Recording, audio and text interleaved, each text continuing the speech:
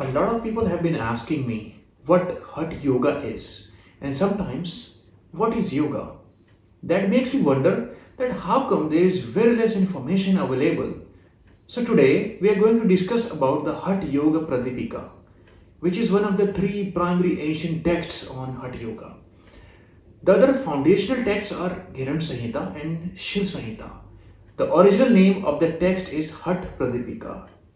And I must tell you that Hatha Yoga Pradipika comes from the Sanskrit word. Ha means sun, Ta means moon, and Yoga means union, and Pradipika means light or to illuminate. So the title could also be translated as the light on uniting the energies of the sun and the moon. This glorious book of Hatha Yoga Pradipika was written by Swami Swatmaram, where he describes his own yogic experiences. As I said, Hatha Yoga Pradipika is a glorious book. You wonder why? Because it really gives a very systematic exposure of what Hatha Yoga is.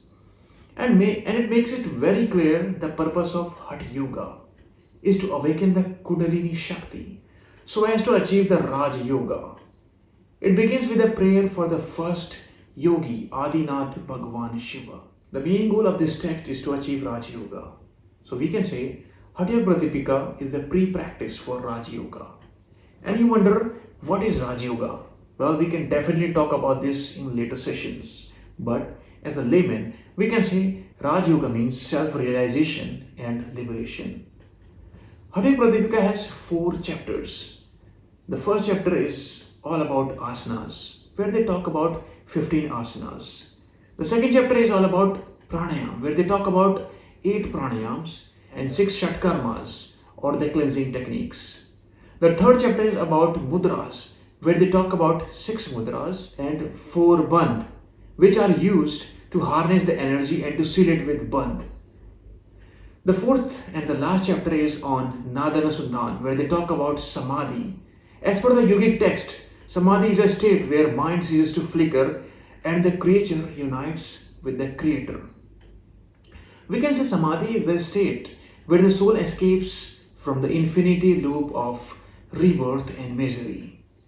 When we talk about Hatha Yoga, many people think it is just a physical exercise. A lot of people think that if you are advanced Hatha Yogi, you are just very flexible, you can put your feet here, there.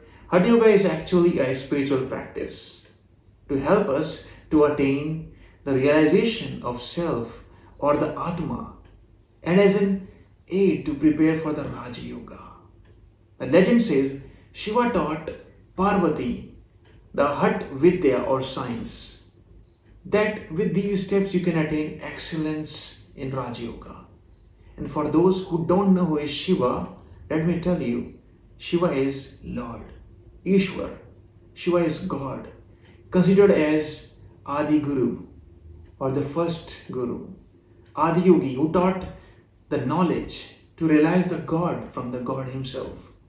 It's the God creates this world and put the people in the spell of Maya for the evolution, and also taught the means how to evolve and how to get out of this loop. Now you may have a question in your mind, why I need Hatha Yoga Pradipika for knowledge? Well, that's a nice question, by the way. It's like you have a washing machine, but you don't know what to do. You may use it to store grains, water, vegetables, etc. But then you get a user manual, you realize how to use it, then you know you have to put water, then detergent, put it in, and then you have to put in the clothes, and that's how it's working, the way it should have worked. The user manual is the text called Hatha Yoga Pradipika to know how to work out with this divine body. It's a divine knowledge. Shiva taught the Parvati.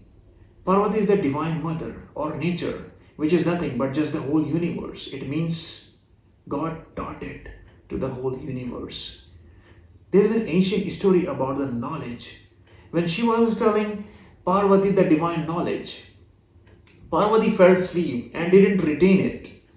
She was a bit disappointed, but she was a wife, so what to do? Well, nothing. Then he saw that there is a fish near, and actually the fish stood very awake and very calm and heard the whole conversation and the whole game, and it gained the whole knowledge. But Lord Shiva knew the body of the fish is not fit for the knowledge. So he sprinkled divine water using his fingers and made that fish into a human form. And that was actually the first disciple called Matsyendranath. And from Matsyendranath, the lineage came. Then Gorakshnath. Till today, the lineage is kept alive. This is the beauty of Guru Shishya Parampara. I hope you find this interesting. Till the time, Dhanyavad and Namaskar.